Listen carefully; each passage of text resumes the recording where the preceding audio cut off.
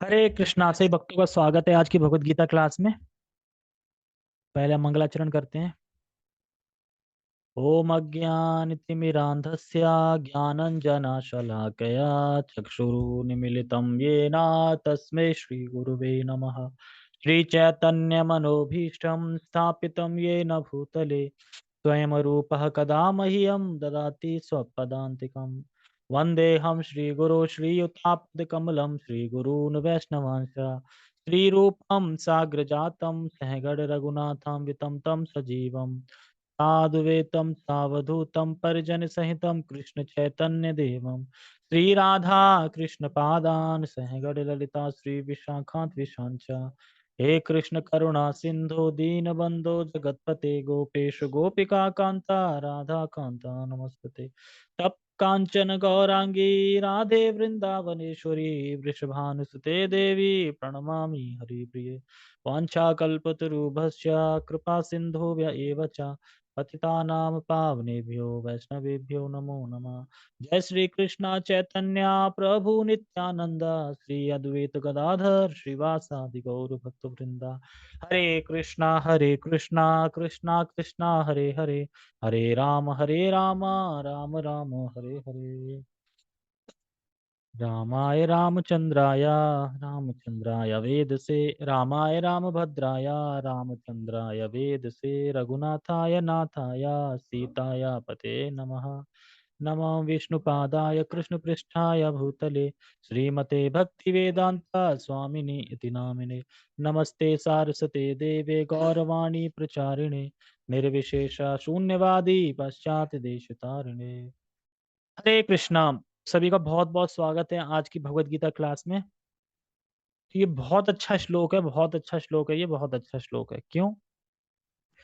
क्योंकि इसमें जो हमने इससे पीछे जो श्लोक पढ़ा था 9 भगवत गीता यथारूप अध्याय 18 श्लोक क्रमांक 51 52 53 को हम देखेंगे तीन। और 49 में भगवान ने बताया था आसक्त बुद्धि सर्वत्र और जितात्मा और विगत स्पृहा।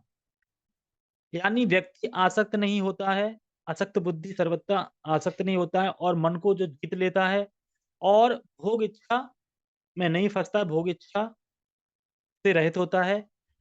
तो ऐसे व्यक्ति ब्रह्मभूत अवस्था को कैसे प्राप्त करता है और फिर मेरे शुद्ध भक्ति में कैसे प्रवृत्त होता है, उसके लिए भगवान ने श्लोक क्रमांक 50 में बताया था कि मैं बताऊँगा शॉर्ट में, मतलब अ, संक्षिप्त में बताऊँगा, शॉर्ट में बताऊँगा कि कैसे ब्रह्म की प्राप्ति करेगा, कैसे शुद्ध भक्ति को जाएगा। अब आज के श्लोक की क्या थीम है? जो ये 3 श्लोक हैं, आज के श्लोक की थीम है कि किस प्रकार से व्यक्ति भगवान के ज्ञान को प्राप्त कर सकता है, ब्रह्म भूयाय कल्पते, यानी आत्म साक्षात्कार को प्राप्त कर सकता है। ये आज का विषय है। कहने का मतलब ये है कि किस प्रकार से व्यक्ति ब्रह्म की स्थिति को प्राप्त करेगा, उसका वर्णन करेंगे। भगवान ने बोला था ना कि मैं अब सुनाऊँगा, शॉर्ट में सुनाऊँगा कि कैसे वह स्थिति को इस ब्रह्म भूयाय कल्पते यानी ब्रह्मभूत प्रसन्नात्मा की जो स्थिति वो कैसे प्राप्त कर सकते हैं। हाँ, वो 49 है।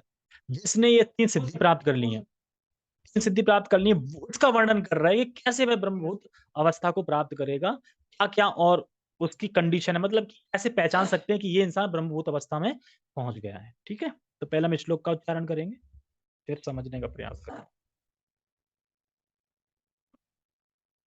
बुद्धया विशुद्धया युक्तो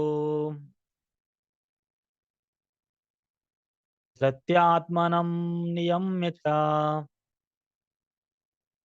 शब्दादीन् विषयान् त्यक्त्वा रागद्वेषो व्यदुस्य च विभक्त सेवी लघ्वाशी यत्वाख्या कायमानसा ध्यान योगा परो नित्यम वैराग्यम समुपाश्रिता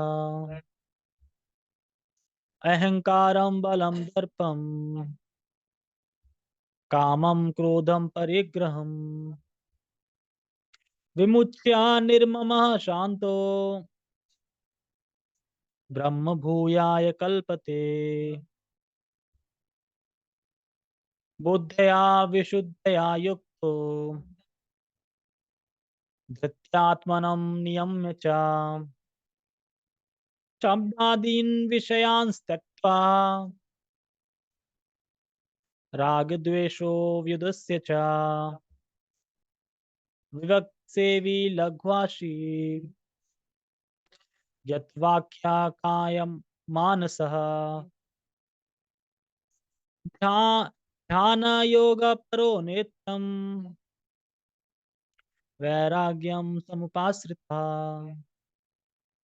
अहंकारं बलं दर्पं कामं क्रोधं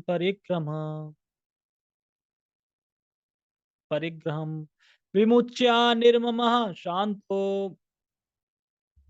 ब्रह्म भूयाय कल्पते। ठीक है, हम सब को समझते हैं। बुद्धया विशुद्धया युक्तो, बुद्धया विशुद्धया युक्तो, युक्तो मतलब युक्त हो जाना, मतलब लग जाना, मतलब युक्त हो गई है। बुद्धया मतलब बुद्धि, विशुद्धया मतलब विशुद्ध, मतलब कि अपनी बुद्धि विशुद्ध में युक्त हो गई। विशुद्ध मतलब अपनी बुद्धि सत्वगुण में, यानी बुद्धि, विशुद्ध बुद्धि से युक्त होके, विशुद्ध बुद्धि मतलब यानी सात्विक बुद्धि। तो सात्विक बुद्धि क्या करती है? सात्विक बुद्धि हमें ये भेद बताती है कि मैं शरीर नहीं आत्मा हूं, और ये शास्त्र हैं, और हम इन नियमों का पालन करेंगे तो हमारा कल्याण होगा। ये सब चीज की परख रहती है किसको? सात्विक बुद्धि को। लेकिन जो तमोगुणी रजोगुणी बुद्धि होती है उनको पता नहीं रहता। रजोगुणी बुद्धि क्या सोचती है? बस कहाँ मिल जाए, कहाँ खा लो, बस रह लो, ये सब। और तमोगुणी बुद्धि, तमोगुणी बुद्धि क्या सोचती है? तमोगुणी बुद्धि सोचती है कि बस मतलब कि जो धर्म है उसको अधर्म मानती है, और धर्म को ही धर्म मानती है। तो ये तमोगुणी बुद्धि है, ठीक है। लेकिन यहाँ पे जो चर्चा हो रही है, ये चर्चा हो रही है सतोगुणी बुद्धि की, यानी बुद्धया विशुद्धया युक्तो, जिसकी जो विशुद्ध बुद्धि से युक्त होता है, विशुद्ध, जिसकी बुद्धि विशुद्ध बुद्धि से युक्त है, मतलब वो उसकी बुद्धि सात्विक है। आगे कह रहे हैं कि धृत्यात्मानम नियम च। धृत्या, धृत्या मतलब धृति, धृति होता है, धृति मतलब बताया था कि संकल्प। संकल्प भी तीन प्रकार के होते हैं: रजोगुण संकल्प, तमोगुणी संकल्प और सतोगुणी संकल्प। तो धृति का अर्थ है संकल्प, और तीन संकल्प के बारे में हमने सुना था। तो यहाँ धृति कौन सी है? सतोगुणी धृति। तो धृत्या आत्मन नियम्य च, सतोगुणी धृति है जो संकल्प के द्वारा मन को भोगों से खींच करके भगवान में लगा के रखता है। यानी दूसरा गुण क्या है व्यक्ति का? ब्रह्म भुवाय कल्पते, ये है कि जिसकी धृति है वो सतोगुणी है। और सतोगुणी धृति क्या करती है? मन को खींच के, यानी भोगों से खींच के भगवान की सेवा में लगाती है, ये करती है, ठीक है। तीसरा है शब्दादीन विषयान त्वा, कहने का मतलब है कि शब्द, रूप, रस, गंध, स्पर्श, ये पांच चीजें होती हैं। तो अब इन विषयों को त्यागता है वह। शब्द, रूप, रस, गंध, स्पर्श को इनको त्यागता है। अब कोई बोले कि ऐसे कैसे त्याग सकता, हम शब्द इनको कैसे त्याग सकते हैं? तो क्या बोलना चाह रहे हैं यहाँ पे? यहाँ पे यही बोल रहे हैं कि त्यागने का मतलब है कि यानी भोग प्राप्ति के लिए इन विषयों को ग्रहण ना करें, यानी भोग प्राप्ति के इन विषयों को त्याग दें, लेकिन भगवान के लिए इन विषयों को नहीं त्यागे। जैसे कि फिल्में देखना त्याग दें, भगवान के दर्शन करना नहीं त्यागें। तो इस तरीके से, जैसे कि भगवान के बारे में सुनना है, तो शब्द हो गया, सुनना है। अब कोई फिल्मों का गाना नहीं सुनना है, भौतिक वार्ता नहीं सुनना है, वो चीज यहाँ पे बता रहे हैं, ठीक है। आगे है राग द्वेषो युद्धस्य च। राग द्वेषो युद्धस्य च, इसको देखो समझो। राग मतलब होता है कि बहुत, मतलब कि चाहिए चाहिए चाहिए, मतलब अच्छा है ये, उसको बोलते हैं राग। और द्वेष क्या बोलते हैं? नहीं चाहिए, बेकार है, उसको बोलते हैं द्वेष। तो सुबह 4 बजे जगना है, 3 बजे जगना, ये हमें कैसा लगता है? बेकार, जगना बेकार लगता है। तो इससे दूर द्वेष, द्वेष होता है ना। लेकिन इसको क्या करना है? हमें ग्रहण करना है, क्यों? क्योंकि हमारे लिए अच्छा है। तो इसीलिए कह रहे हैं राग द्वेष से युधिष्ठिर चा। और सुबह लेट तक सोते रहना, इस पे हमारा क्या है? राग, राग है ना इस पे, इसको त्यागना। तो राग द्वेष दोनों को त्यागना है, ठीक है। या फिर एक तरीके से और समझ सकते हैं कि जो भगवान के संबंध में नहीं है उसको त्यागना, और जो भगवान के संबंध में है उसको ग्रहण करना, ठीक है। दो तरीके से समझ सकते हैं। फिर बता रहे हैं, एक ये एक श्लोक हो गया 51, अब आ जाओ श्लोक क्रमांक 52 में। विविक्त सेवी लध्वाशी। विविक्त सेवी किसको बोलते हैं? विविक्त सेवी बोलते हैं कि जो मतलब कि कुछ समय होना चाहिए, कुछ समय होना चाहिए एकांत में, जिसमें कि हम हरि भक्ति का चिंतन कर सकें, भागवतम पढ़ सकें, भगवत गीता पढ़ सकें, कुछ अलग टाइम। जैसे कि हम अभी श्रील प्रभुपाद लीलामृत पढ़ रहे हैं आधे घंटा, तो वक्त ना, एक वक्त निकाल के पढ़ रहे हैं, भक्तों के संग में पढ़ रहे हैं ना, तो इसी को बोलते हैं विविक्त सेवी। यानी अलग से पढ़ना। जैसे कि मान लो अब वो कहीं, एक तो हो गया भक्तों के संग में पढ़ना। अब मान लो अगर भक्त संग नहीं मिल रहा है तो अकेले कुछ ऐसे एकांत में मतलब कि टाइम निकालना कि जिसमें भगवान के बारे में पढ़ सकें, सुन सकें, कुछ कर सकें, तो बोले विभक्ति ऐसी। और वैसे मैन देखा जाए तो भक्तों के संग में। ठीक है, भक्तों का संग में रहना। क्योंकि भक्तों के संग में ये तो नहीं होगा चलो फिल्म देखने चलते हैं, चलो आज मॉल घूमने चलते हैं। अकेले भक्त नहीं कर सकते। अकेले का मतलब यहाँ पे ये है कि जैसे अब तुम अकेले बैठे हो, तो अकेले मतलब घर पे ही अकेले बैठे हो कहीं पे भी, तो वहां पे भगवान के बारे में पढ़ना सुनना। और वैसे मैन तो है कि भक्तों के संग में, भक्तों के संग में ये मैन है। तो इसलिए यहाँ पे कह रहे हैं कि कुछ समय होना चाहिए कि हम भगवान के बारे में चिंतन कर सकें। भक्तों के संग में अगर नहीं है, मतलब नहीं मिल पा रहा है, अकेले हैं, तो भागवतम का अध्ययन करना, भगवान का चिंतन करना। जैसे मान लो छुट्टी है, घर के सभी लोग गए फैमिली के बाहर शादी, अकेले रह गए तुम घर में, तो आ गया ना, तो भागवतम पढ़ना, चिंतन करना, ये सब चीजें आ गई इस तरीके से, क्योंकि घर से बाहर भी नहीं जा सकते। मतलब कि फालतू लोगों का संग खराब लगता है, इसको बोलते हैं विभक्त सेवी। ये सारे लक्षण बताए जा रहे हैं ब्रह्म भुवाय कल्पते व्यक्ति के, ये सारे लक्षण बता रहे हैं व्यक्ति, मतलब कि उसको फालतू लोगों से वार्ता करना अच्छा नहीं लगता, उसको सिर्फ भक्त संग में अच्छा लगता है। क्योंकि भक्त संग कभी ये नहीं बोल सकते कि आज मॉल चलते हैं, आज फिल्म देखने चलते हैं, ये भक्त नहीं बोलेंगे। नेक्स्ट है लघ्वाशी। लघुवाशी, सॉरी। लघुवाशी का मतलब है कि वह आवश्यकता से अधिक नहीं खाता। मतलब कि जितना शरीर की आवश्यकता है सीमित खाता है, आवश्यकता से अधिक नहीं खाता। जैसे कभी कभी कुछ लगता है ज्यादा खा लेते, आज पेट बहुत भर गया है, आज बहुत ज्यादा हो गया है, पता चलता है कि एक पानी भी नहीं पी पाते, कुछ नहीं चाहिए, बस लेटे रहने, थोड़ा गैस बनने दो, थोड़ा मतलब कि शांति आने दो पेट में, इस तरीके से। तो ये नहीं। लघुवाशी मतलब है कि आवश्यकता से अधिक नहीं खाना।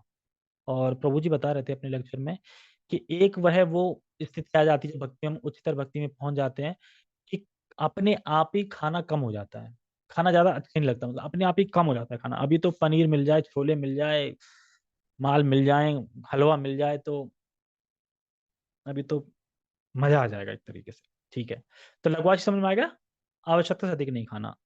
यत वाक्य काय मानस, यानी वाणी, शरीर और मन को कंट्रोल किए रहता है, उनको भोगों में नहीं जाने देता। यानी वो इंसान जो ब्रह्म भूया कल्पते है, वो क्या करता है, वाणी को, मन को और शरीर को कंट्रोल करके रखता है, उन्हें भोगों में नहीं जाने देता, ये करता है। ठीक है। और क्या करता है, ध्यान योग प्रो नित्यम वैराग्यम समुपाश्रिता। तो ध्यान, हमेशा भगवान से उसका भगवान में उसका चित्त लगा रहता है, हमेशा ध्यान हो। करो नित्य वैर, नित्य मतलब कि हमेशा उसका चित्त लगा रहता है। वैराग्य मतलब कि इंद्र विषय से उसका वैराग हो गया है, मतलब इंद्र विषय से वैराग हो गया है। समुपाश्रिता मतलब उनका वह आश्रय लिए रहता है, इस प्रकार से। ठीक है, नेक्स्ट श्लोक। अहंकारम बलम दर्पा कामम क्रोधम परिग्रहम। मतलब कि स्वयं को शरीर मानना, यानी अहंकार। और बलम मतलब बल, दर्प मतलब दर्प, काम मतलब काम, क्रोध मतलब क्रोध को परिग्रहम, परिग्रहम मतलब त्याग देता है, यानी काम क्रोध लोभ इनको त्याग देता है।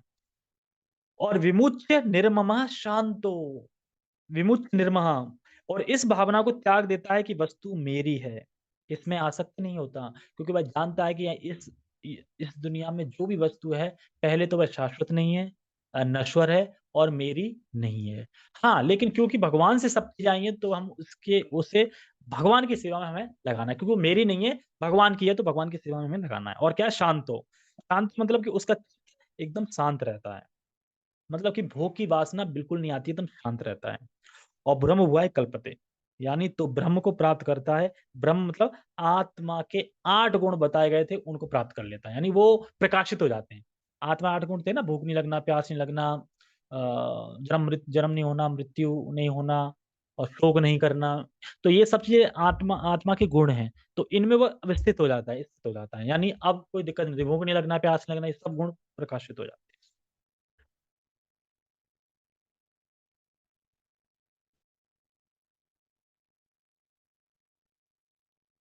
अनुवाद।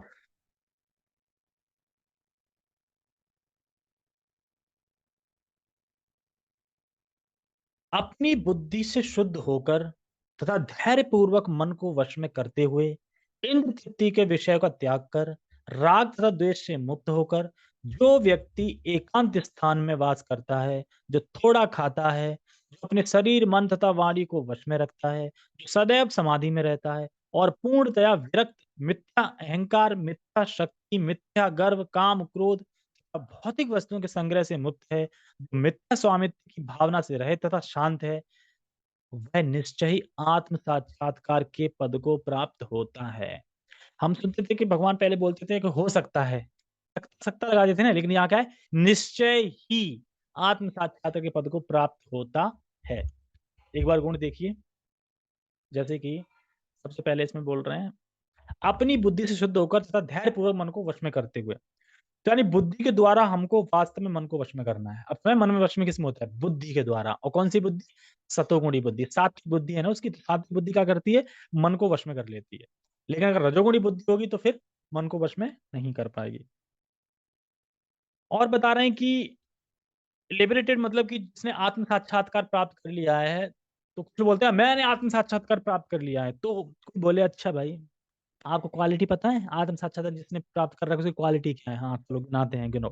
जिसकी बुद्धि शुद्ध हो चुकी है, पहली क्वालिटी। दूसरी क्या है? जिसका मन कंट्रोल में आ गया है, दूसरी क्वालिटी।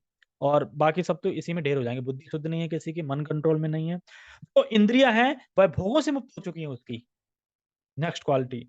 और एकांत स्थान में, अब देखो एकांत स्थान में प्रभु जी इतना बढ़िया बता रहे थे। एकांत स्थान का मतलब क्या है यहाँ पे? एकांत स्थान देखो, जहाँ भीड़ भड़क्का ना हो, मतलब पवित्र स्थान। एकांत स्थान मतलब पवित्र स्थान, जैसे कि मथुरा, वृंदावन धाम, जगन्नाथपुरी धाम, है ना? और मायापुर धाम, ये एकांत स्थान मान लो। लेकिन क्योंकि यहाँ पे पवित्र स्थान है, यहाँ पे तो लोग क्या भीड़ भड़क्का ज़्यादा रहता है ना? मतलब लोग आते हैं, है ना? आते हैं, दर्शन करने आते हैं, तो भीड़ भड़क्का, तो यहाँ तो एकांत नहीं माना जाएगा। अब जो एकांत स्थान है, वो एकांत स्थान नहीं कि वहाँ पे कोई भी मिल जाता है। तो कहाँ रखें? इसीलिए कह रहे हैं बेस्ट है मंदिर में जाके, भक्तों के संग में बैठ जाओ, क्योंकि भक्त जो होते हैं वो भौतिक वार्तालाप नहीं करते हैं, वो हमेशा कृष्ण कथा ही, कृष्ण चर्चा ही करते हैं, तो वहाँ जाके हमें एकांत स्थान करना चाहिए। और कह रहे हैं जो थोड़ा खाता है, ये भी क्वालिटी होनी चाहिए। अच्छा, और जो अपने शरीर, मन, वाणी को वश में रखता है, यानी किसी से भी अपराध नहीं करता, ना मन से, ना वाणी से, ना शरीर से। याद रखना कि हो सकता है कि हम शरीर से अपराध ना करें, मतलब थप्पड़-वप्पड़ ना दें, लेकिन मन से सोच लेते हैं। अब मैं भक्ति में आ गया हूँ इसलिए, वरना मैं बता देता। यानी मन से कर लिया ना, तो वह मन से, शरीर से, वाणी से, हैं?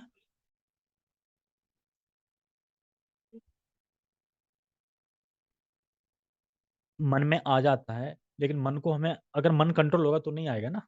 मन अगर हमारा कंट्रोल हो जाएगा, मान लो कि वैराग्य और रिपीट करते नहीं भक्ति, तो उससे आ जाएगा तो नहीं होगा। लेकिन अगर फिर भी मन में आ रहा है, तो कम से कम दोबारा ना आए।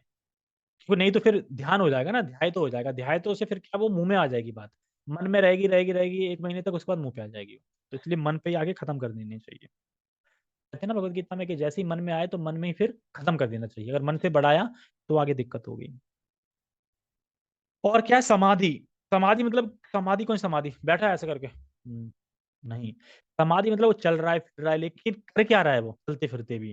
चलते-फिरते भी जो नाम, रूप, गुण, लीला इसमें रहता है, ये समाधि है। किसके नाम, रूप, गुण, लीला? कृष्ण के। यानी कृष्ण का ही नाम का चिंतन कर रहा है, कृष्ण के रूप, कृष्ण के गुण, कृष्ण की लीला, भले ही चलते-फिरते दिखाई दे सकता है, लेकिन हमेशा चिंतन कर रहा है, उसको बोलते हैं समाधि, समाधि में रहता है।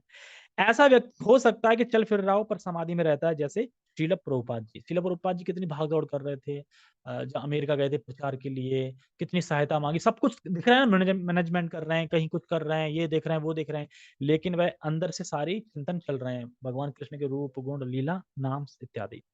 और वह पूर्णतः विरक्त है, किससे? अहंकार से। इसमें आया था ना, अहंकार से, मिथ्या अहंकार से, और मिथ्या शक्ति से, मिथ्या गर्व से, ये मतलब ना झूठे काम से, झूठे क्रोध से, और भौतिक वस्तुओं के संग्रह से भी मुक्त होता है।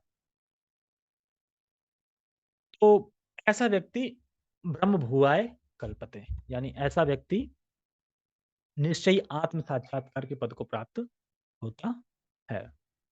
तो हमने आज संस्कृत के शब्द समझे और हमने अनुवाद समझा, ठीक है? कल हम थोड़ा संस्कृत के शब्द को और अच्छे से समझेंगे और फिर प्रभुपाद जी का परपट पढ़ेंगे, तो कल करेंगे हम, ठीक है, क्योंकि हो पूरा नहीं पाएगा, इसलिए बाकी का हम कल करेंगे। ठीक है, सभी का बहुत बहुत धन्यवाद। हरे कृष्णा। जगत गुरु शिल प्रभुपाद की जय। श्रीमद् भगवद गीता की जय। निताय निताय गौर। एक बार अनुवाद पढ़ देता हूँ।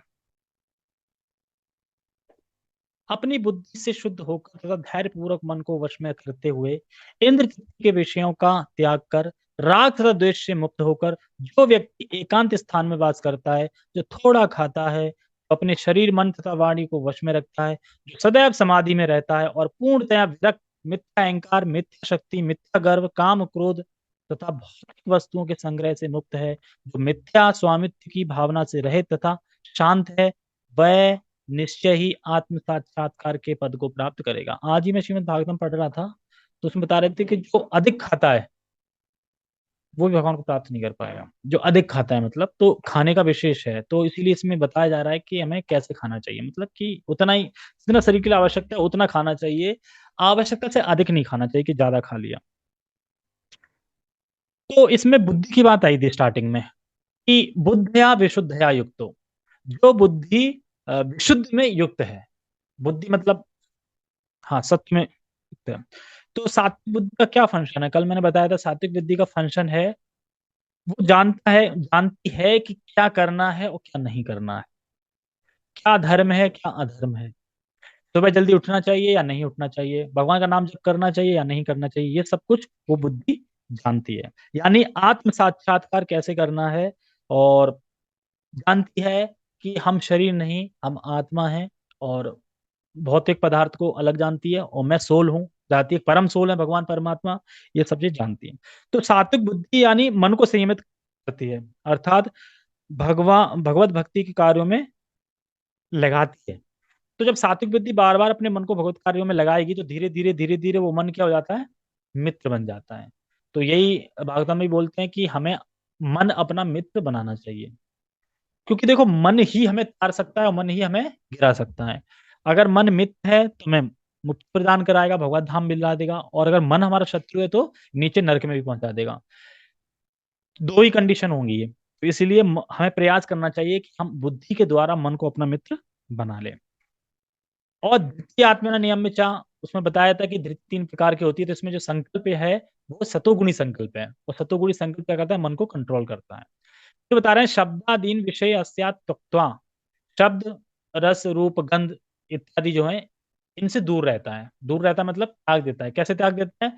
जो भौतिकतावादी इंद्रिय भोग हैं, भौतिकतावादी रस रूप गंध है, उनको त्यागता है। और जो भगवान के लिए है, जैसे भगवान को चित्र देखना, भगवान को देखना, भगवान के बारे में सुनना, भगवान का अर्पित तुलसी को सूंघना, तो इन सब चीजों को करता है इस तरह से। तो बता रहा है, राग द्वेषो युधिष्ठिर, मतलब हमारी इंद्रियां स्वाभाविक, हमारी इंद्रियां क्या है कि ये पहले से ही सेट हैं, राग की तरफ भागती है, जो अच्छा लगता है उसकी तरफ। हमारी इंद्रियां शुरू से ही ऐसे कंप्लीट बनाई गई हैं, मतलब अनेक जन्मों को भोग करते करते राग की तरफ भागती हैं, और जो द्वेष होता है उसकी तरफ मुंह मोड़ लेती हैं। तो राग क्या है? सुबह तक लेट सोना, मतलब आराम से 8 बजे उठना, तो ये राग है हमारे लिए, हम स्वभावत है। लेकिन इसको क्या करना है? जागना है, नहीं जगना है। और सुबह जल्दी जगना, उसके लिए द्वेष है, अरे यार सुबह क्यों जल्दी जगा दिया, द्वेष है, तो उसके लिए क्या? उसको भी त्यागना। तो राग द्वेष से इसमें बोल रहे हैं, राग द्वेषो विदुष्य, मतलब राग द्वेष को त्यागना, इस तरीके से, ठीक है। दूसरा है, फिर है आगे, विविक्त सेवी। विविक्त सेवी बताया था ना, भक्तों के संग में रहना। मैंने बताया ना, एकांत में जैसे है तो भागवत कथा करना, भागवत पढ़ना सुनना, ये सब चीजें।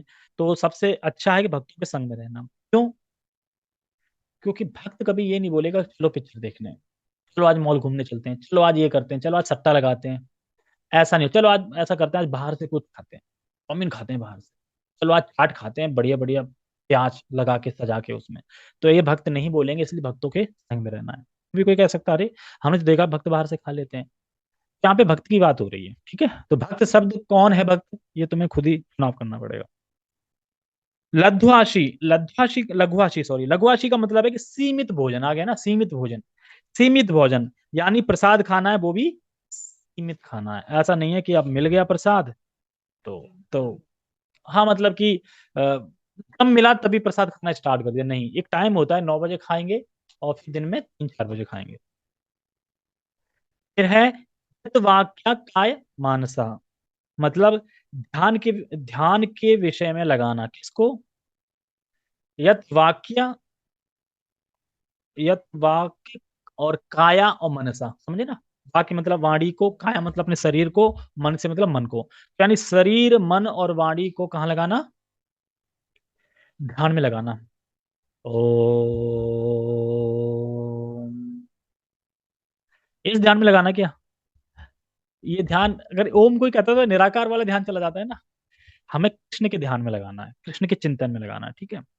आगे है ध्याय, ध्यान योगा प्रो नित्यम, वैराग्य समुपाश्रितम। तो ध्यान योगा प्रो नित्यम मतलब है कि चिंतन, मतलब कृष्ण की सेवा करते रहना, सेवा के द्वारा चिंतन करना। कभी कभी होता है, एक तो चिंतन वो हो गया कि हम बैठे हैं और चिंतन कर रहे हैं, यहाँ पे उस चिंतन की बात नहीं हो रही है। यहाँ पे उस चिंतन की बात हो रही है कि जब हम कार्य करते हैं ना भगवान के लिए, तो कार्य करते करते भगवान को चिंतन करते हैं, उस चिंतन की बात हो रही है। इसलिए यहाँ पे कह रहे हैं कि चिंतन मतलब कृष्ण की सेवा करते रहना और सेवा के द्वारा चिंतन करते रहना। जैसे कि हम कुछ कृष्ण की सेवा के लिए कुछ काम कर रहे हैं, तो चिंतन किसका होगा, ये भी करना है यार, वो भी करना है, कृष्ण का ये भी लगाना है, कृष्ण के जब जन्माष्टमी आती है तो कृष्ण का चिंतन नहीं होता सेवा करते समय, अरे आज तो फल नहीं लेके आ पाए, फूल रह गए हो, तो भगवान का मतलब चिंतन लगा रहता है कृष्ण के लिए। वैराग्यम, वैराग्य मतलब कि जो आत्म साक्षात्कार के लिए अनावश्यक है उसका परित्याग करना।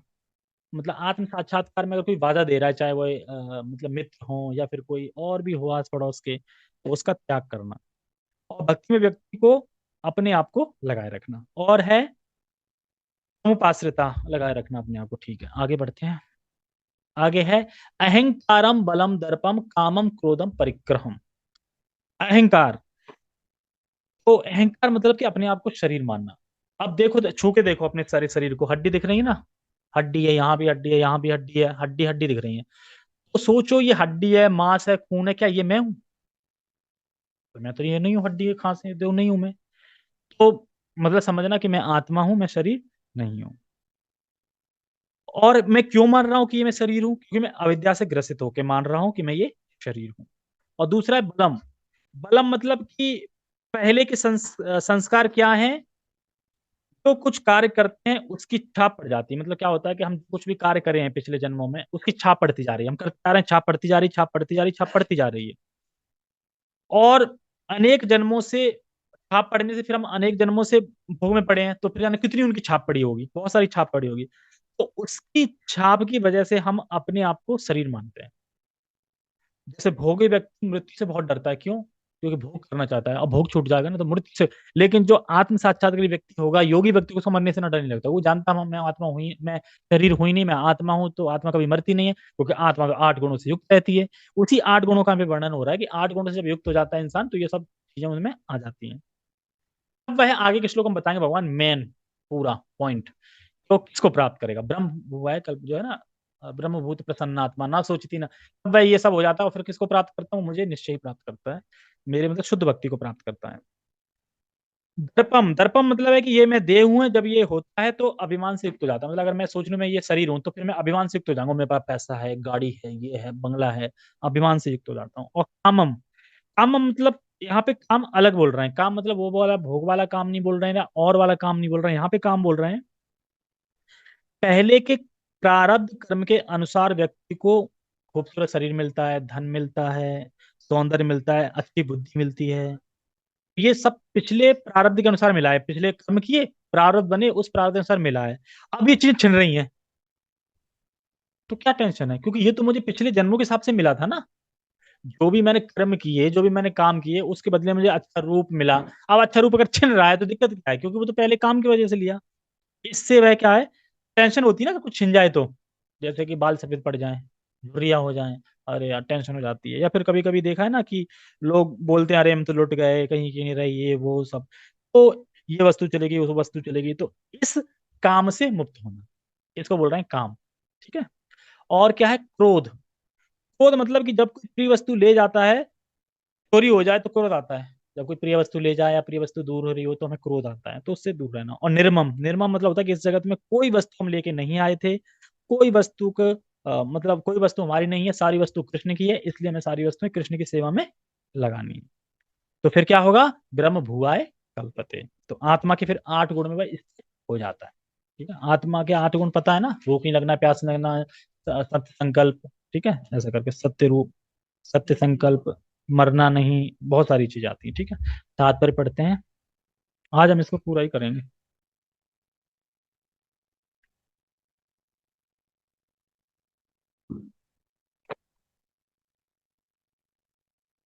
तात्पर्य: जो मनुष्य बुद्धि द्वारा शुद्ध हो जाता है वह अपने आप को सत्वगुण में अधिष्ठित कर लेता है।